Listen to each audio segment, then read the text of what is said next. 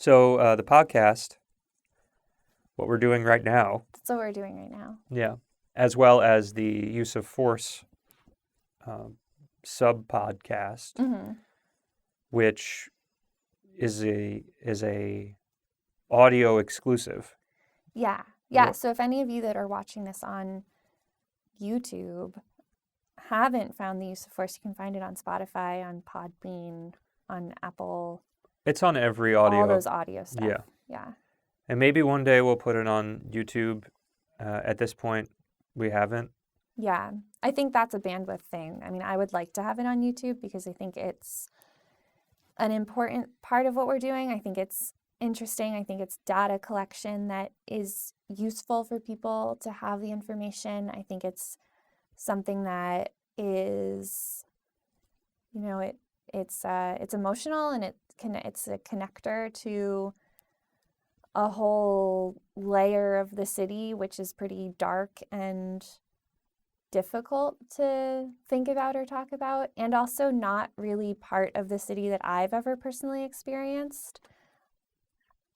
So I think it would be good to have it on YouTube where more people are engaging with things. But again, it's just like that requires a whole bunch more work on our end, which I think will make sense at the end of the project to sort of put it all together.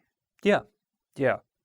I think it will. And I think maybe that'll come out a weekly thing post us doing the project. Not sure what form it's going to take. Yeah. For those that are not familiar with what we're talking about, the Use of Force sub podcast references how every week we cover a different instance of use of force, which is the police terminology for deploying their firearm while in the course of, serving. It's actually the term that refers to the firearm, the dog, any physical action that's taken against someone. But we specifically talk about firearm, Right. lethal use of firearms. Yeah. That have happened over the last decade in New York City. And yeah, each week we discuss one instance that's happened along the route that we're walking that week. Mm-hmm. And I guess there are some few exceptions as well, like the Eric Garner instance, where there was no actual firearm involved. Right. We started with just lethal instances while carrying out the law, and it expanded, as most of these instances involve, guns. But we wanted to be able to find every instance between 2010 and 2020 or 2019 that we could. We tracked them all on a map, and then we focused on 52 that corresponded to the route that we were on. Right. So, yeah, we're now 25 weeks in on that, and it has been really good. I mean, we certainly did not plan on doing this prior to the pandemic starting. Yeah. It came up as a result of George Floyd's death and trying to think of a way to synthesize that energy into what we were doing, because at the time it didn't feel like we could honestly do what we were doing without thinking about that to some degree. Yeah, and it also felt like, there were so many protests, many protests every day for months and months, and they're still happening, but less and less. And it's getting less coverage, it's getting less media attention. There's other things that people are focused on. And I think we predicted that because that is the way that these, people get excited about something, they rise up, they want to fight for it, and then either lose momentum or things don't happen the way that they want them to happen, or laws don't pass, or, it was a lot of excitement before there was a city council meeting that voted to do something, and then there was a lot of excitement around the election, and there's a lot, these big moments, and then people sort of lose momentum, which is natural. But we wanted to make sure that we were holding ourselves accountable to thinking about these issues. It was really important to us, but also finding a way to engage that felt true to who we are, and not just sort of, not that I don't think there's anything wrong with going to a protest. I think that's great. I did that a couple times too, but it doesn't really feel like genuine to how I can actually involve myself. What makes sense for me is to think about something, talk about something, find the data, try and share it, try and understand it, try and know the facts, rather than going, when I go to a group event and someone else is leading and telling me what to say, that makes me feel very confused and unsure of what it is that I'm involving myself with. I like to actually know what I'm talking about. And so doing this weekly episode about a different incident, I feel like has given us just a different understanding of these sorts of events. Yeah, I think it was really great to be able to identify a version that made sense with what we were planning on doing and with our sensibilities of trying to understand it from our own perspective. And yeah, hopefully we're able to continue to do this through to the end of the project. I mean, it is a meaningful addition to the bandwidth, but it's part of the practice, so we continue to do it. And I think that I'm looking forward to the further processing of it when we're done as well. Where people who are hearing this, I'm sure that there are people that are listening to this right now that might not have listened to the many or any of the use of forces and have drawn some sort of conclusion about what perspective we're coming from. And I feel like I've only gained a richer and deeper understanding of this issue as a consequence. And it's not black and white. It's only gotten more nuanced. Yeah, I would agree with that. And I think it'll continue to grow. I mean, I think just having access to the information about these different cases, well, cases isn't the right word, but incidents, it's just given me a better understanding of like being able to find patterns that I've actually found myself rather than patterns that someone else has just told me existed. And some of them align completely with what other people are saying, and some of them are things that I haven't really heard people talk about. So that's been interesting for me, and yeah, it's been a good way. I feel like it's been a good way for me to engage with this. And I don't know if I have all the right words for this thought, but these issues of social justice and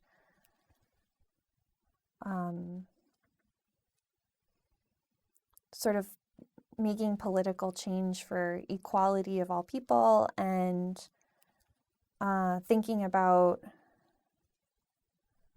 levels of privilege and levels of, or just different experiences. It feels so like it can really be all-consuming. And I think if we had thought to do this series of the use of force, I think we easily could have spent the entire year just focusing on that. And I think that would be valid and important and a great thing for someone to do. But I also think that by not just focusing on that, and it's really heavy.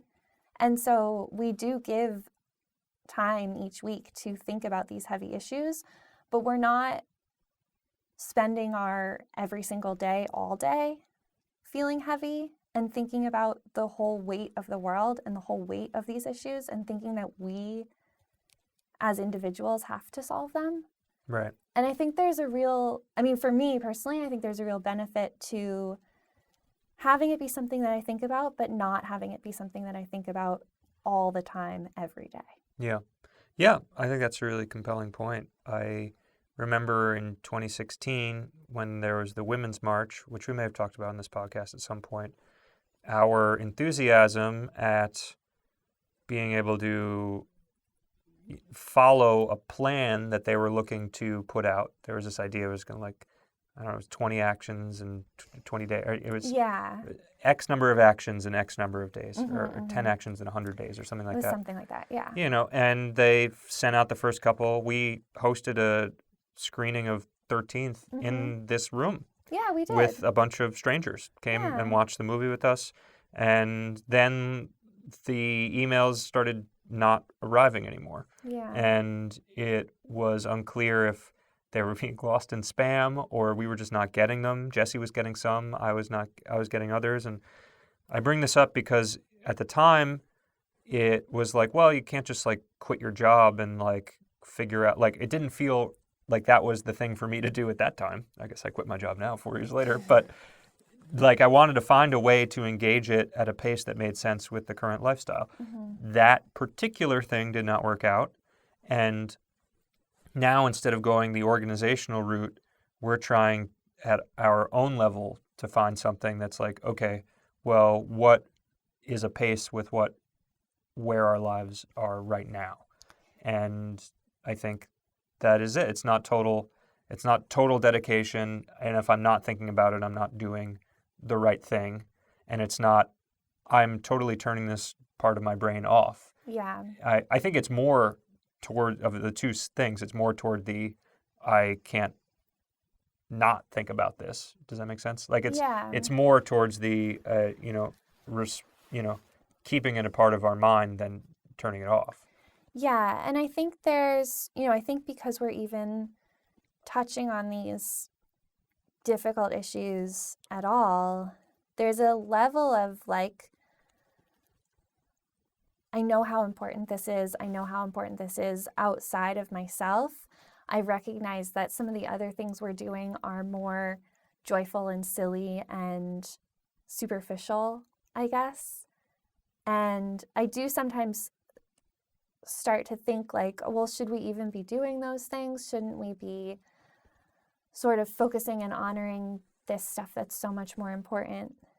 And then I remember no, we do need to keep doing those things too. And it's a practice in holding different thoughts at once and thinking about different things at once. And that's the experience of life. We can't possibly go through life only focusing on one part of life. Mm-hmm. Whether, it being something that's challenging and needs to get fixed or something that's joyful. You can't just pick one element and focus on that for your whole Yeah, well, the duration, experience. I think the duration is important. We're walking 5 marathons a week for a year, Yeah. not indefinitely. Yes. So to be able to say, this is the time to do this, and to have different ratios and different durations in mind is what the thing is. Yeah. But even within this project, I feel like we are holding all these different things. We're walking 26.2 miles around this city that has millions of different elements that we could focus on, and we're trying to grab the ones that stick out to us and really honor them all, honestly. Mm-hmm. Yeah. So there's the stuff that's really challenging, and then there's the stuff that's really joyful, and then there's a lot of things in between, and that's just what this city is, and that's just what a life experience is. Yeah. Does that make sense? Yeah, I think so. You hear what I'm saying? Okay. Yes. But it's a lesson that I feel like I've had to learn, and I think it's a lesson that I've had to learn myself because I don't think that it's something that people encourage. I think it's I think especially when there's challenges. I mean, we're living through a really challenging time right now. There's COVID, there's police brutality, there's inequality, there's a president that doesn't want to give up his seat that we're fighting against, like there's all this shit going on. And it's sometimes I feel like people want to make us or make anyone feel bad for being happy. And I think it's really important to find ways to be happy and enjoy our lives while still recognizing that that's not where everyone's at, and that there's a lot of shit going on in the world that is troubling for people, and that we can spend time thinking about that, and we should spend time thinking about that because we share this world with all these other people that have no choice but to think about that every day. Mm-hmm. But that just because other people are struggling doesn't mean that we should take away our own joy. Mm-hmm. And that we should also experience that and like experience that for people that can't right now. So really having the balance. And yeah, I mean, I don't know, someone might hear me say that and be like, oh, shut up. Like maybe that is my privilege speaking or something. But I think I'd fight back against that. I think I'd say I'm aware that like I'm in a good position, that I'm able to be doing all of this. But that doesn't mean that just because I'm aware of that doesn't mean that I shouldn't. Mm-hmm. Yeah. So maybe I'm going off on a tangent thinking about good. this, but That's good. Is there anything else you want to add to it? no, I don't think so. So what about the podcast at large? Yeah, so the podcast at large, I did not want to do this when we first. Remember? I'm aware.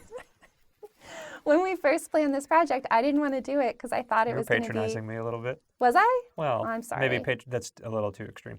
You were placating. You were like, okay, whatever. Well, I think I thought it was going to be a lot of work, which it is, and it's mostly a lot of work for you, Mike. But it's work for me too to sit here and think about what we're going to talk about. But I think it's really great that we're doing it, and I think that I'm appreciative that you pushed for us to include this, because I don't think I could see ahead enough to realize how important it is to just like talk about what we're doing each week. Yeah. Because I can't remember what we did 20 weeks ago. Right. And I don't have, like, you've been writing every day. I have not been writing every day. Mm-hmm. And this is such a good way to just kind of keep a diary. Yeah. And I also feel like it's been cool practice to record and try to cut out the likes and ums and uhs and whats and all the weird in-between fillers and just get better at speaking. Yeah. Hopefully, gotten better. I don't know. And I think the ums, I've stopped cutting out the ums, but I also think that the ums that we're doing are less distracting now. It seems as though maybe some of the times we would have been pausing and using ums have gone away, or enough to make it less challenging to listen to. yeah, that's what I mean. I think we've gotten better at just talking. Yeah. And I also think that now, especially, it really didn't take very long as far as trying to not think about saying that you can get rid of it pretty easily. So like if we ever wanted to do it less, then we would be doing it less. Sure. So also, I was just about to say, so is one that, like, I'm not sure how to get rid of that one. To say, so, like when I'm ready to change topics to something else, so is the word that I use. But I don't know if there's a way to eliminate, because I think so signifies to people that are listening and people that are talking that's like, we're going to change topics now. Right. Whereas if I eliminate the so, then it is harder to do that. Do you not like it? I don't know if it's a verbal tick or not, or if because I'm editing all of it, every time, it seems like 3 out of 4 times that there's a video segment, it starts with, so. Do I do that too? No, I don't. I mean, What maybe do I you do. say? I don't know. I think you do it more organically because you're just changing your topic based on whatever you're thinking at the time. I feel like a lot of the times I'm trying to, because I'm thinking about what the edit looks like, You're steering the train. I'm like, okay, we need to move because we only have 15 minutes left until we reach an hour and a half in this. Oh. And then so I start thinking about how we want to dictate, as I just said, so. Right. We want to start thinking about how to dictate the terms of the conversation because I know there are things I want to hear from you or I want to hear from the guest. Right. Or, I just want to get to a bunch of stuff. And I think that's just a consequence. It's not like, I think that's just a consequence of knowing that I have to do all the work afterwards. Right. Well, I think it's probably fine, but you're also a writer, so if you wanted to just get some words, you could probably just pepper them in when you feel yourself being about to say so. You could say, and here we are with this next question I have, or something like that. Well, that feels very organic. It feels better, right? Here now is a new topic for us to enjoy. Anyway, I was trying to don't say so. I know I saw it in your face. Yeah. I think that the podcast is going well. I think I've enjoyed it. I've enjoyed having guests on. I've enjoyed not having guests on. It would be great to have someone to edit the podcasts for us. Ding, ding, ding, yeah. But that is not a thing that will be happening in the immediate future. And I feel a sense of accomplishment with every time we get it done. And it's nice to feel the decompression on the Monday and Tuesdays of the week when we're just walking and not doing a ton of extracurriculars. Wednesday, everything starts spinning up, rather. Right. Capturing the 360 and then editing the video the next day. And then somewhere between Friday and Saturday, we're typically recording the podcast. And then Sunday and into Monday, we're, hopefully not Mondays, but, just getting everything out and ready. So, we mentioned 50 hours of walking. There's probably 20 hours of editing as well. Yeah. For the video and the podcast, and you can throw in Instagram stuff too, but yeah, it would be an ideal scenario for us to have somebody that could handle all the post-processing on it. Yeah, but maybe putting that out there into the world, maybe somebody will come along. Maybe.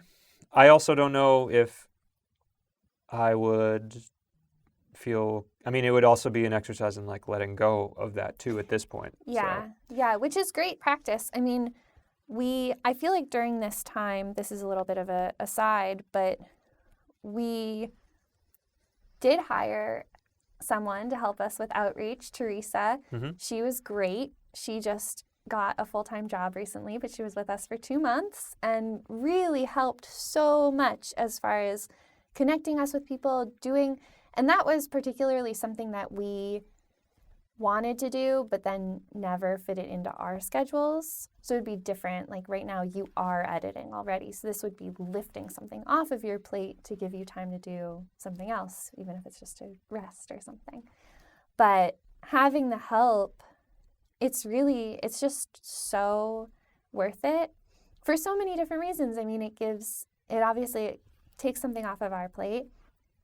Also, if it's someone that we like and get along with, it's really fun to have someone else engaged in a way that is involved, and giving us ideas, giving them ideas for however they use them in their own lives, and just connecting with someone on that level was really fun. Yeah. And I think it could be something that could happen with the editing. Yeah. It was kind of part of the plan before the pandemic to have somebody helping with that. Just didn't work out. So we'll see how it moves forward. Right now, I'm not worried about that happening. It's more just the complexity of, at some point we'll have 2 guests on as opposed to just 1 guest, and how that will work with the equipment we have. And I guess it's just challenging in a way that for anything that is film or audio related for me personally, I know that there is always another tier of quality that can be hit. And it's frustrating to me because I can identify quality issues fairly well, but not always know how to improve the quality to where I Yeah. want to, because I don't have the experience or I don't have the time to research to get to that next level. Whereas something like writing, there is a form of tech there when it takes the place in the form of grammar, but I don't care if I'm not grammatically correct if I feel like I'm communicating what I need to. It doesn't bother me if it's not grammatically correct. Right.